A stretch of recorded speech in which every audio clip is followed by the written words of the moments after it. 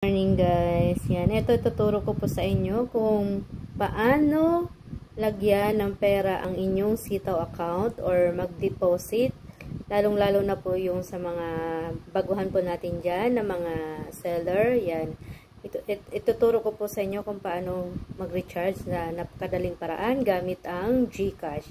Yan, okay, punta lang po kayo sa my wallet. And then, recharge. I-type nyo po yung designated amount, kagaya ng 1,000. Yan. I-click nyo po yung next. Next po, yan. Tapos, i-copy nyo po. Copy, confirm.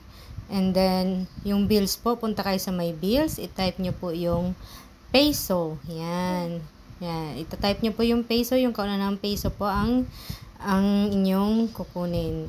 Tapos, i-type nyo po yung 1,000 kanina. Yan, nilagay nyo. And then, i-paste nyo po yung kinapi kanina. Diyan po sa digit remit number. And then, yung account name nyo po, i-type nyo.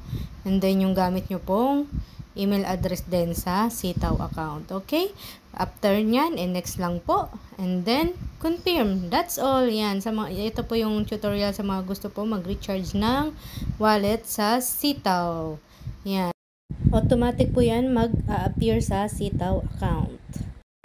For more update, please subscribe po sa aking YouTube channel para hindi po sila mahuli sa balita.